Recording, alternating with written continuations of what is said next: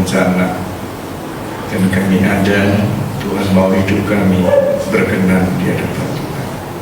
Oleh karena itu Tuhan, inilah hati kami, inilah seluruh hidup kami, kami mau persembahkan untuk Tuhan. Dan tiba saatnya kami untuk mendengar suara Tuhan. Kiranya Roh Tuhan berbicara kepada kami dan memberikan pengertian supaya kami dapat mengerti apa yang menjadi kehendak Tuhan melalui firman. Melalui hamba-Mu yang akan menyampaikan firman Tuhan, pakai lidah bibir hamba-Mu supaya hamba menyampaikan apa yang dipahami, dimengerti oleh setiap jemaat Tuhan. Di dalam nama Tuhan Yesus kami serahkan seluruh waktu ini. Amin. Ya, untuk teman-teman SMA hari ini Bapak di dalam.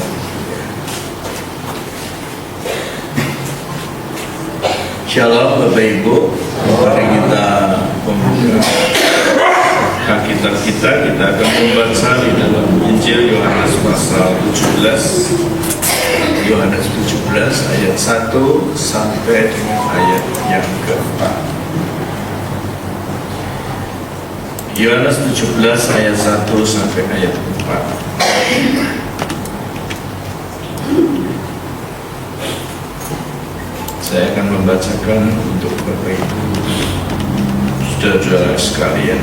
Demikian firman Tuhan.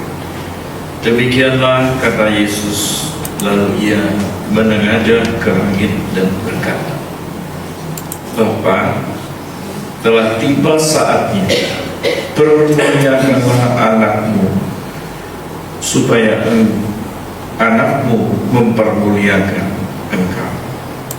Sama seperti engkau telah memberikan kepadanya kuasa atas segala yang hidup, demikian pula ia akan memberikan hidup yang kekal kepada semua yang telah engkau berikan kepadanya.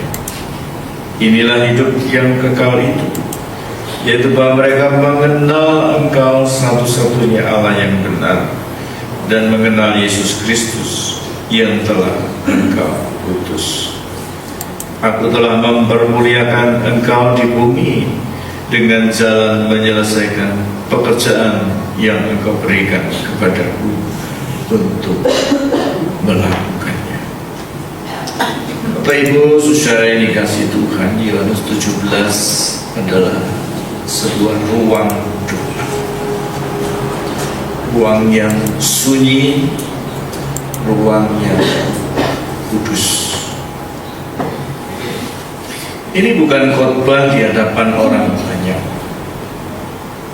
dan ini juga bukan percakapan biasa. Ini adalah doa Yesus, doa yang dia sampaikan kepada Bapa di surga menjelang salib. Dan yang mengejutkan Bapak Ibu, di saat penderitaan sudah di depan mata, Yesus tidak berbicara tentang rasa ketakutan. Dia tidak berbicara tentang kesakitannya. Ia berbicara tentang kemuliaan Bapa. Dia berkata, ya Bapa, telah tiba saatnya, permuliakanlah anakmu, supaya anakmu mempermuliakan engkau. Telah tiba saatnya. Dalam Injil Yohanes ini menunjuk kepada salib, kepada penderitaan. Bapak Ibu, bagi dunia salib adalah kehinaan. Jadi pada zaman itu kalau orang bicara salib itu sudah bukan sesuatu yang seperti yang kita lihat sekarang, salib itu menjadi aksesoris gitu. Salib itu menjadi satu simbol. Pokoknya ada salib, berarti di situ ada orang Kristen. Tapi pada zaman Tuhan Yesus tidak demikian. Salib itu adalah simbol kehinaan. Karena hanya orang-orang yang terhina saja dia harus digantung di salib. Tetapi bagi Allah, salib adalah kemuliaan. Apa artinya Bapak Ibu Saudara? Kemuliaan Allah tidak selalu tampak seperti keberhasilan menurut ukuran manusia. Dan kemuliaan itu tersembunyi di dalam ketaatan, ada di dalam pengorbanan, bahkan di dalam kesetiaan yang tidak terlihat banyak orang.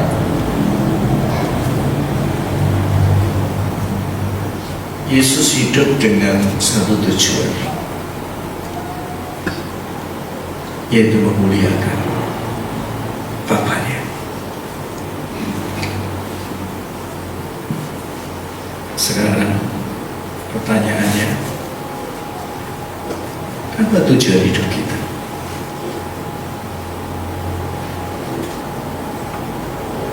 Ketika kita berdoa, ketika kita beribadah,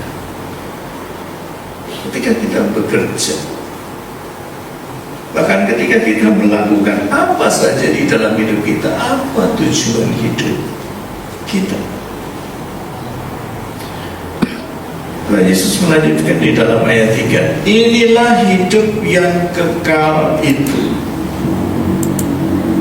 yaitu bahwa mereka mengenal Engkau. Hidup kekal bukan sekedar hidup tanpa akhir, selama-lamanya, tidak ada ujungnya. Mengenal di sini bukan sekedar tahu tentang Tuhan. Oh, siapa Yesus? Dia Tuhan, dia anak Allah, dia juru selamat,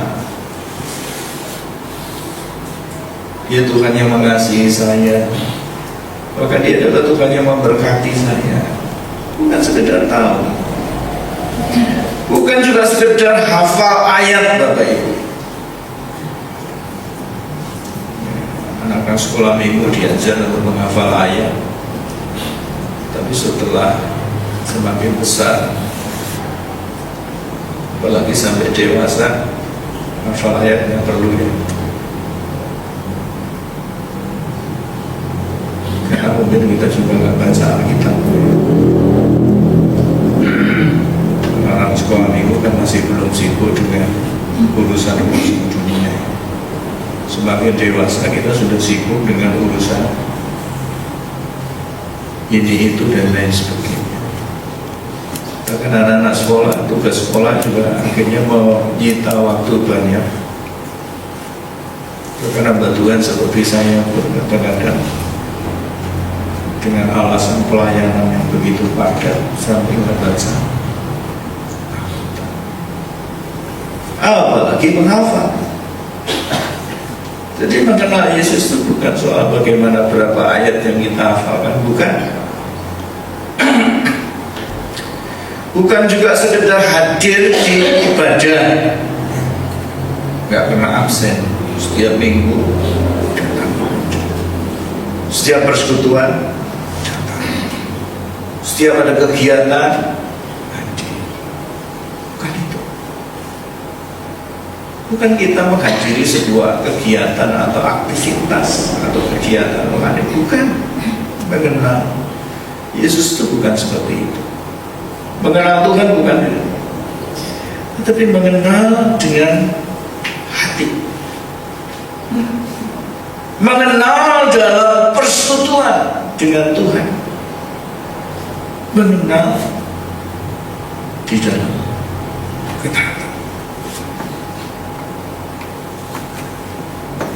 Dan orang yang sungguh mengenal Tuhan pasti tidak puas hidup untuk dirinya sendiri. Saya ulang, orang yang mengenal Tuhan tidak akan puas hidup hanya untuk dirinya sendiri. Saya berulang kali mengatakan, itu kelihatan dari doa kita. Doa kita selalu berkatilah saya, lindungilah saya, jagalah saya, tolonglah saya, dan sebagainya.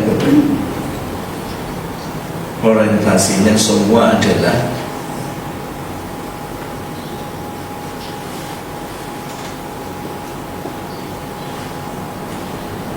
berkali doa kita menyodorkan seperti menyodorkan sebuah proposal kepada Tuhan.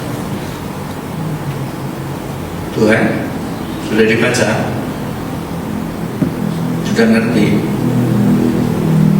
Tolong di ACC, ditandatangan dan segera dicairkan ya Tuhan.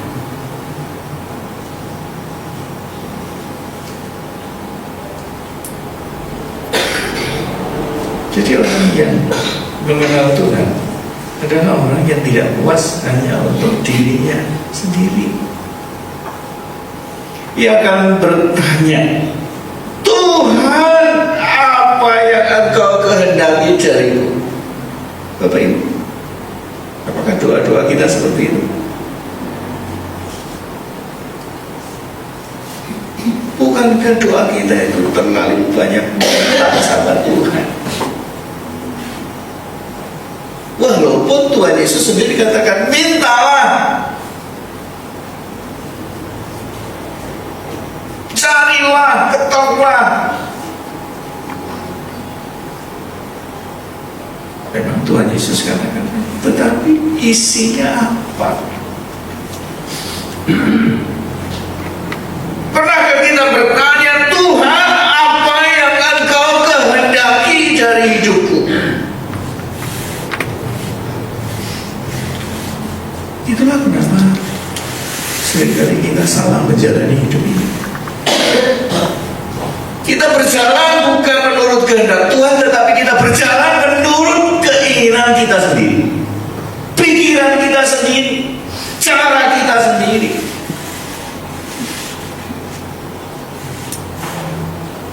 Ketika ada masalah, Tuhan, bagaimana ini?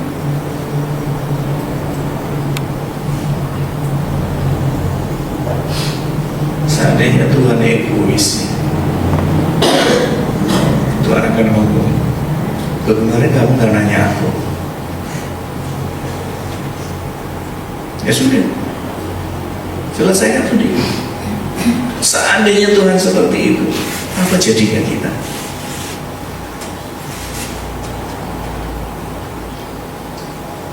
Tuhan, apa yang Engkau kehendaki dariku?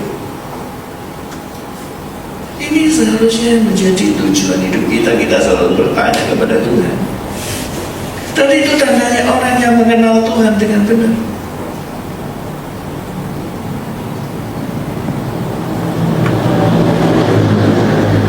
Apa yang Tuhan Yesus katakan di ayat 4? Aku telah mempermuliakan engkau di bumi. Mari kita baca. Dengan jalan, selama ini pekerjaan siapa yang kita selesaikan? Pekerjaan siapa yang kita selesaikan selama ini? Kita sudah mengerjakan pekerjaan siapa? Apa itu berarti? Di sini tidak dikatakan bukan memulai, tetapi menyelesaikan. Bukan pekerjaan pilihan dia sendiri, tetapi pekerjaan yang diberikan Bapa.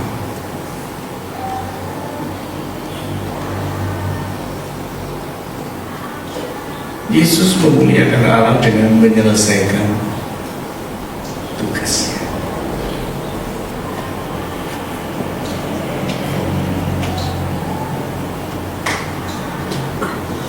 Bapak Ibu Saudara, kalau Tuhan Yesus menerima pekerjaan itu dari Bapaknya, maka seharusnya kita pun demikian. Kita menerima pekerjaan itu dari Tuhan. Hanya sayangnya sampai hari ini orang Kristen memisahkan antara hal rohani dengan hal jasmani.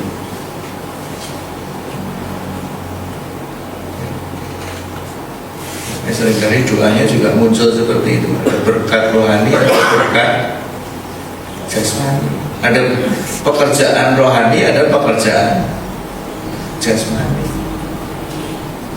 Mari kita buka Kolose 3 ayat 23. Pak Tri boleh kita Kolose 3 ayat 23. Kita baca sama-sama. Kira-kira di sana ada rohani atau jasmani terpisah gitu ya. Mari kita baca sama-sama. Kolose 3 ayat 23. Apapun juga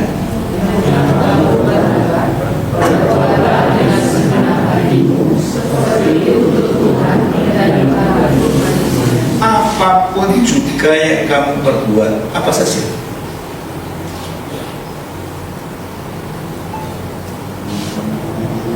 sekolah itu jasmani atau rohani?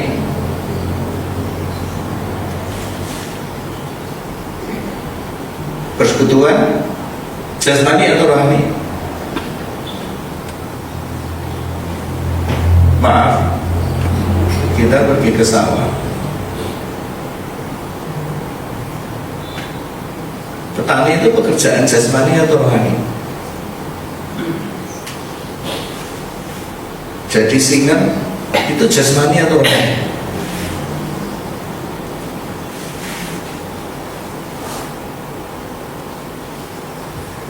Bapak Ibu kita sering mengkotak-kotakan itu, sehingga akhirnya apa? Ada orang yang mengatakan aku nggak rohani, aku tidak sedang mengerjakan pekerjaan rohani. Bapak Ibu, yang harus garis bawahi apa? Perbuatlah dengan segenap hatimu seperti untuk Tuhan. Dan kalau kita kembali kepada apa yang kita bicarakan pagi ini, untuk kemuliaan Tuhan.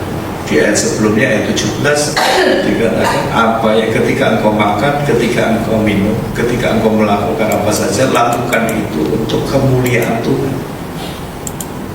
Jadi sebenarnya tidak ada jasmani rohani, Bapak Ibu. Apa saja yang kita lakukan, karena banyak hal rohani yang dilakukan, yang kita lakukan, tetapi tidak memuliakan Tuhan, itu menjadi hal yang tidak berkenan di hadapan Tuhan.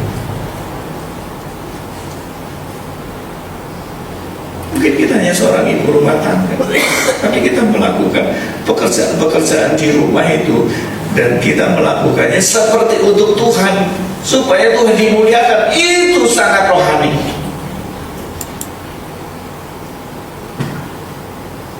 Jadi Bapak Ibu,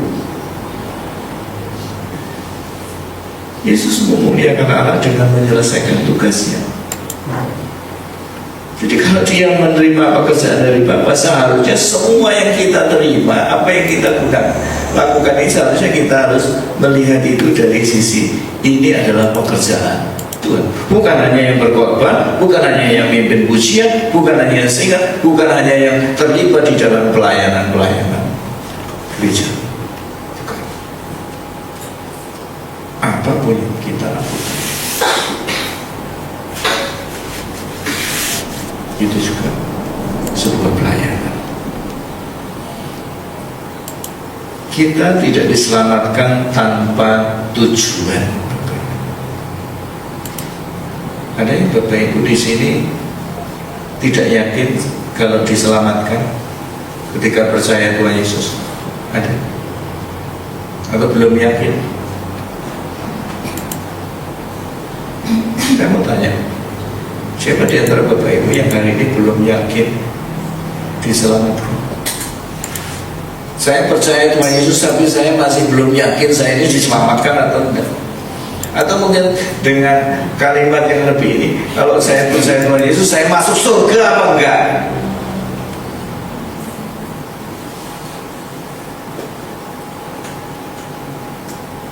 Ada yang belum yakin masuk surga atau enggak? Atau lihat nanti? Saya lihat nanti itu seperti apa? Anggap saja kita yakin, saya percaya Tuhan Yesus, saya masuk surga, saya diselamatkan. Tetapi nggak berhenti di situ, Bapak Ibu. Kita diselamatkan itu untuk satu tujuan. Kita tidak ditebus untuk hidup netral, Bapak Ibu. Tahu ya, netral.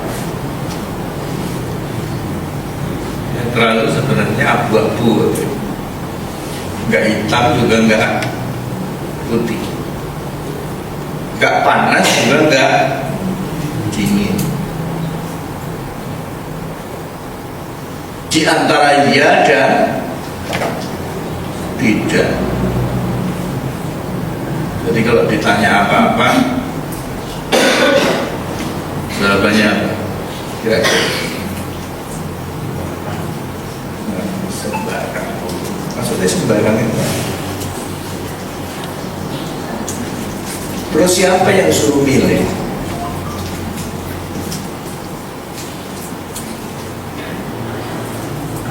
Kamu mau pergi atau enggak? Sembarang.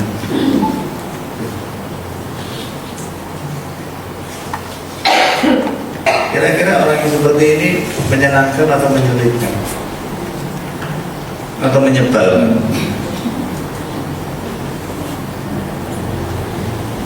Kata lainnya sembarangan, terserah.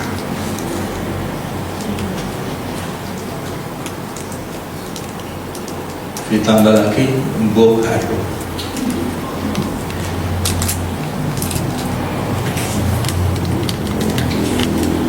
Apalagi kalau suruh nanya orang lain, kita kan bapakmu, takon ibu, takon mbakmu, udah sing ditanya sopo, sing suruh jawab sopo.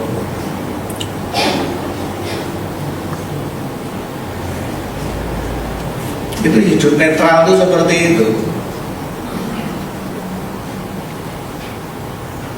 Pengen kelihatan baik di tengah-tengah keburukan, alias cari aman.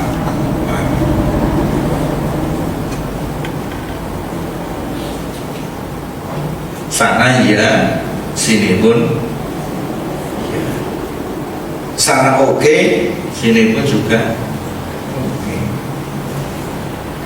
Jadi tidak ada ketetapan. Bapak Ibu, saya mau katakan, kita ketika percaya, ketika kita diselamatkan, kita tidak dipanggil untuk menjadi penonton.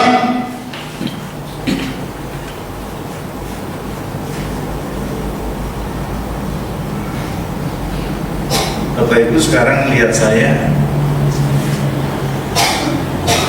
sebagai pendengar atau penonton.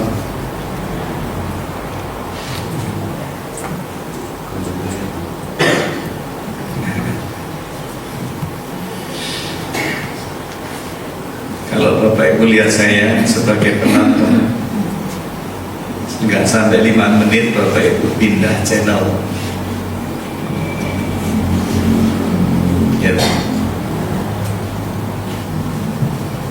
nggak asik, ganti channel.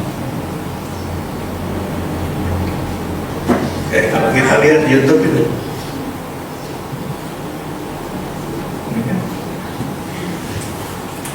ganti lihat WhatsApp, ganti lihat TikTok, ganti lihat. Nah, kalau nggak pegang HP, lihat temannya dijawil-jawil, TBC, atau nggak lihat siapa-siapa, lihat Tuhan di dalam doa, alias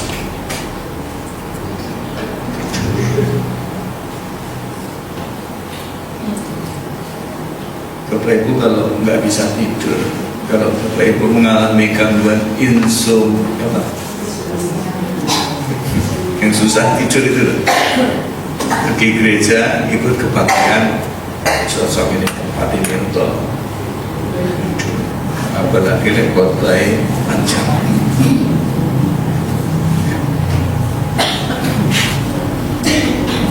Pasti Bapak Ibu sehat secara fisik, ya, yang kurang tidur, yang tadi malam begadang, jangan malah tidak ke gereja, pergi ke gereja, pasti tidurnya eman-eman kalau nggak ke gereja. Paling tidak dengar foto dan doa berkah. Jadi kita ini bukan penonton, Bapak Ibu. Kalau kita jadi orang Kristen, jadi penonton, kita ada di mana? Ada di mana? Kalau kita nonton bola, kita ada di mana? Kalau misalnya kita di stadion, kita duduknya di mana? Di tribun. Apa kita masuk lapangan? Bukan nggak boleh. Karena apa? Kita ini penonton.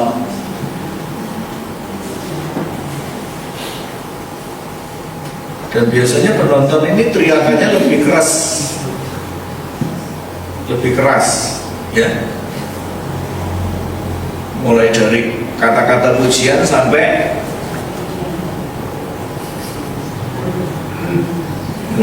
wah hebat gitu ya, sampai goblok kamu, gitu aja nggak bisa. Itu menonton. Kalau pemain teriak-teriak nggak?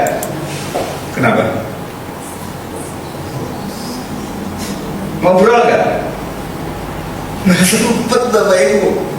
Dia harus konsentrasi, lihat temannya di mana, bola itu mengarah kemana. Karena dia pemain.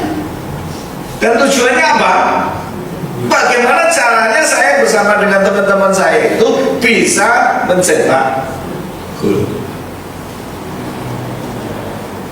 Dan walaupun ada satu yang pintar di situ, rendang bola, dia itu tidak ada artinya kalau nggak ada teman yang lain. Dia bawa bola sendiri dari belakang sampai ke depan sampai gol. Mungkin ada yang seperti itu, tapi itu nggak hebat.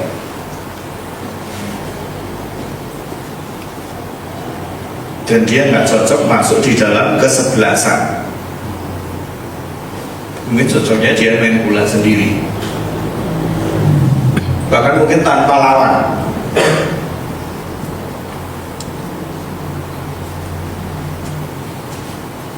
Dan itu bukan pemain yang baik juga, walaupun dia main. Bapak Ibu, kita ini bukan penonton. Setiap kita dipercayakan sesuatu, maka kita menyebut gereja sebagai tubuh Kristus. Satu tubuh, banyak anggota. Ada mata, ada tangan, ada kaki, maka di dalam ada jantung. Dan masih banyak lagi anggota tubuh. Bayangkan, jika mata atau jika tangan berkata, saya bukan mata, jadi saya nggak penting.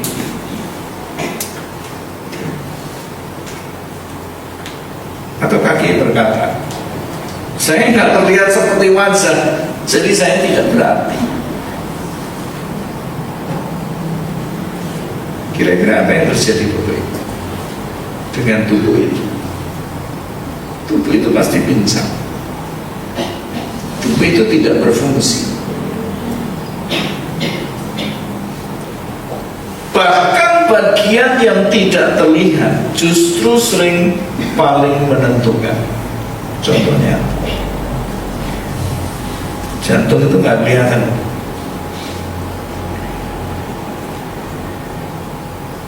Jantung tidak pernah tampil di depan,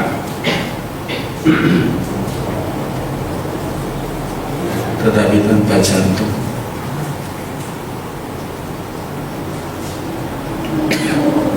hidup ini berhenti.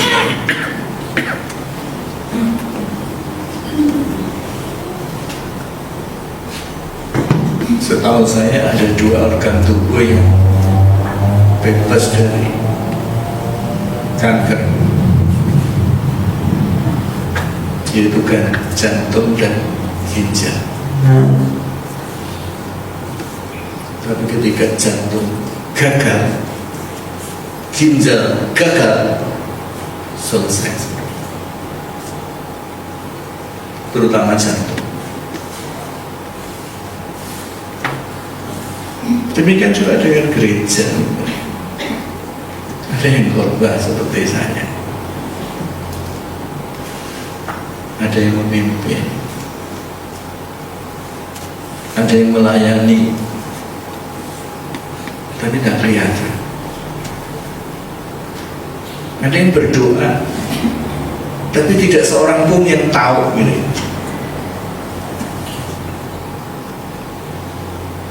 Ada yang setia, dia bekerja dengan jujur, dan dia menjadi terang. Semua itu bagian dari tubuh. Dan tubuh ini ada memuliakan Tuhan, yaitu ketika setiap bagian menjalankan fungsinya. Setiap kita nggak sama Bapak Ibu, tetapi itu yang diberikan Tuhan. Makanya tadi saya katakan kita bukan penonton, kita punya bagian masing-masing. Karena kalau kita tidak berbagian, selain kita ini juga nggak berfungsi, seluruh tubuh ini akan mengalami dampaknya.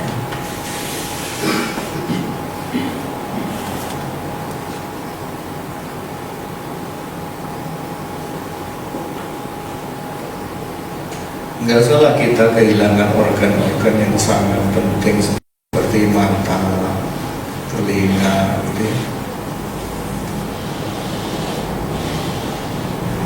Kita kehilangan satu jari saja, kita sudah rasanya hidup ini nggak berarti. Apalagi dari 5 jari ini ada jari yang kira-kira yang paling penting yang mana?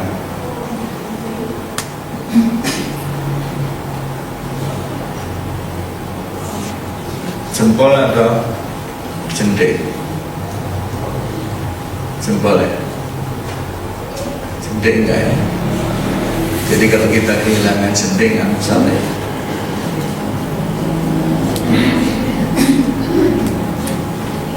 Ya paling kita hanya nggak bisa mobil gitu ya, nggak bisa korek telinga gitu ya. Jadi kalau Bapak Ibu punya ayam di rumah kan nggak pernah itu ngelihat ayam ini mau bertelur tanpa pakai jendela, pakai jendek. Terus kalau usah dilihat waktunya nelor gitu ya. Jadi nggak perlu ya jendek ini, kelingking itu nggak perlu ya, jempol ya. Tapi walaupun kita ngomong seperti itu, kalau kita benar-benar kehilangan kelingking kita rasa nggak lengkap. Demikian juga gereja. Kalau salah satu di antara kita hanya jadi penonton, nggak berfungsi,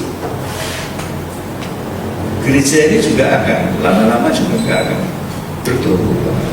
Kalaupun bertumbuh, jalannya itu terseok-seok. Apalagi kalau banyak penonton.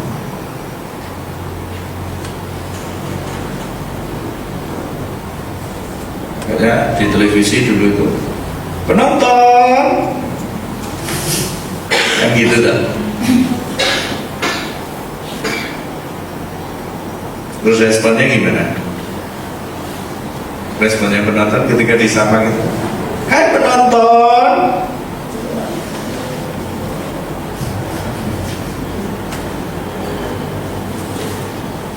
heboh kan? Nah itulah penonton. Penonton itu suka yang heboh.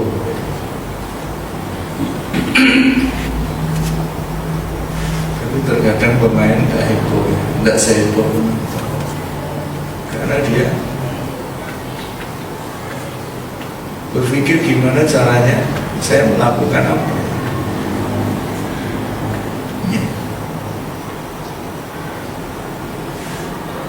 Jadi setiap kita adalah bagian dari tubuh Kristus. Kita harus berperan menjalankan fungsi kita. Mungkin ada yang berkata di dalam hati begini, Bapak Ibu, saya ini hanya jemaat.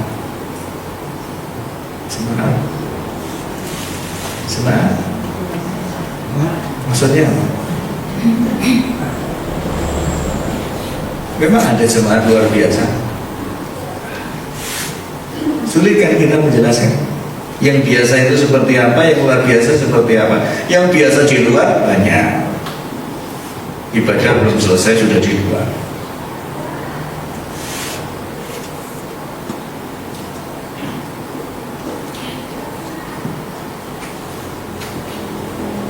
Saya hanya jemaat biasa.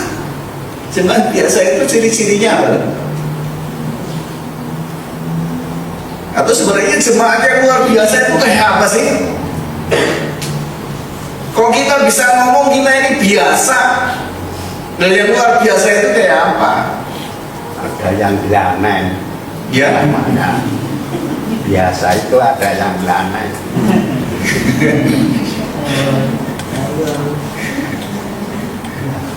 Saya kurang dengar pada yang biasa apa?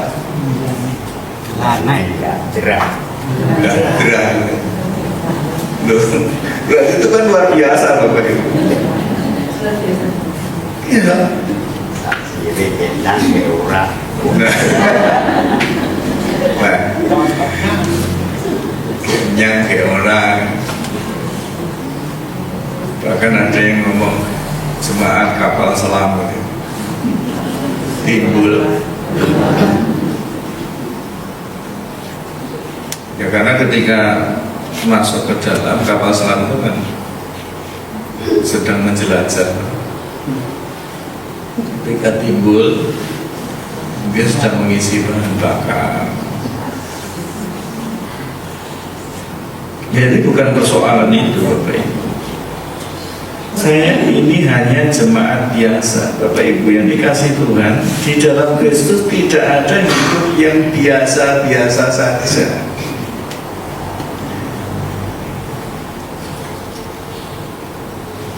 Sekarang kita hubungkan, kalau darah Kristus sudah menebus kita itu diselamatkan, kita itu ditebus dengan darah Kristus. Kristus berdarah-darah di kayu salib supaya kita ini selamat, supaya bukan kita yang mati. Yesus mati supaya kita hidup. Dan ketika kita diselamatkan, ketika kita ditebus, Bapak Ibu tahu pegadaian barang itu belum ditebus, barang itu milik siapa?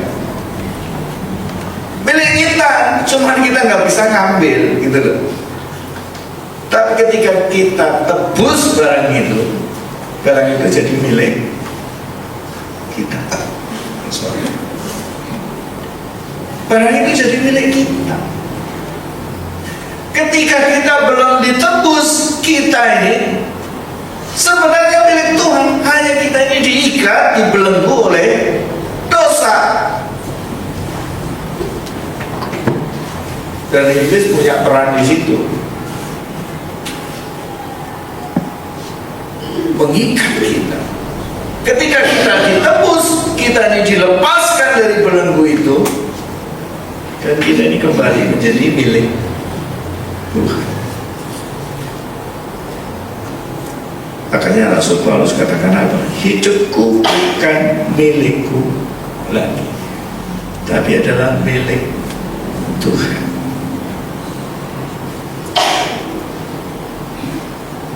Dan kalau kita ini milik Tuhan,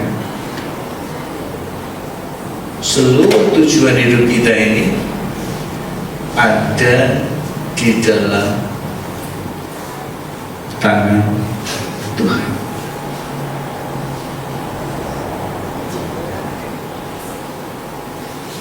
Ini bukan soal mimbar, Bapak Ibu.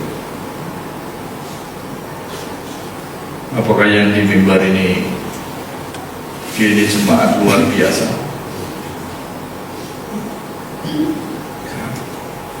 Bukan soal mikrofon, Bapak Ibu. Suaranya udah kencang, tambah mikrofon jadi lebih mendengar. Bukan itu. Pelayanan ini bukan bicara soal mimbarnya, bukan soal bicara pengeras suaranya, tetapi bicara soal ketaatan.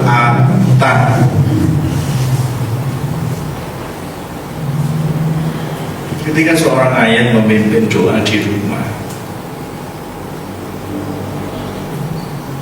apakah itu pelayanan?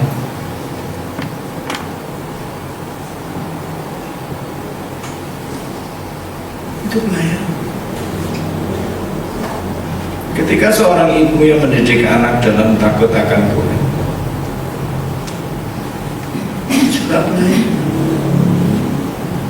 Ketika seorang pegawai yang menolak ajakan untuk menyeleweng korupsi, itu juga pelayanan.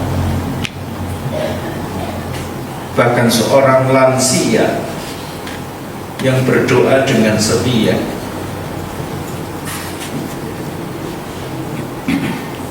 lansia kan nggak ada yang dikerjakan ya, ke kebun juga dilarang, kemana-mana dilarang, suruh duduk saja.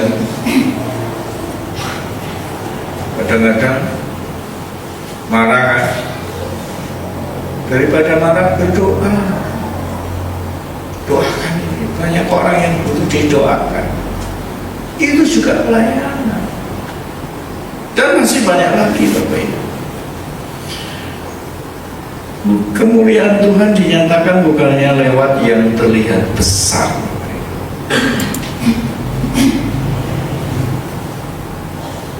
tetapi lewat kesetiaan.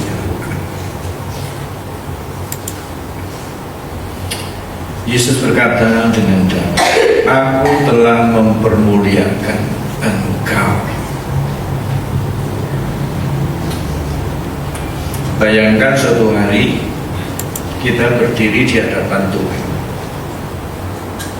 Ini bukan soal seberapa terkenalnya kita, bahkan bukan soal seberapa besar apa yang kita lakukan, mungkin posisi kita, tetapi satu pertanyaan sederhana. Tuhan bertanya, apakah engkau setia?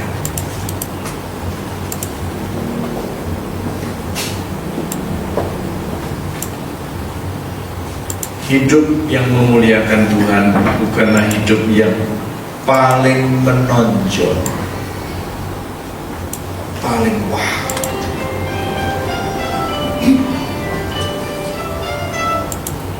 melainkan hidup yang paling taat.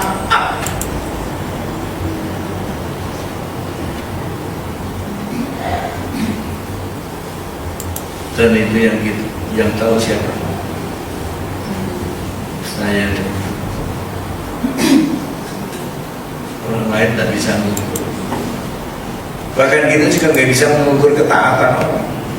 Yang paling taat adalah saya dan Tuhan. Apakah saya ini taat? Apakah saya ini setia? Kiranya ketika waktu itu tiba, Bapak Ibu, ya, kapan ketika kita bertemu Tuhan dan Tuhan bertanya itu, kita menjawab begini, Tuhan, aku telah berusaha setia pada bagian yang Engkau percayakan kepadaku.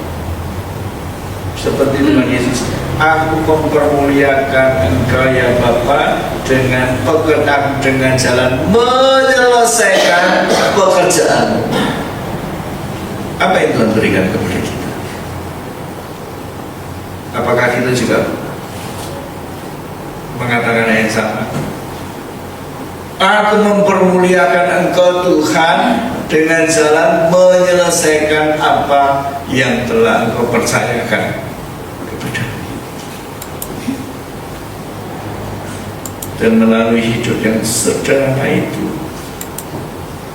Tuhan dipermuliakan. Amin.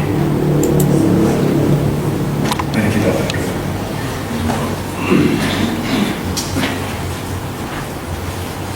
Hamba-Mu sudah selesai berbicara.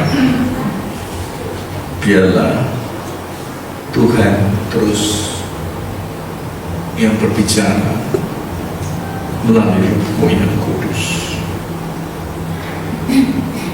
sehingga firman ini boleh terus kami bawa di dalam kehidupan kami setiap hari.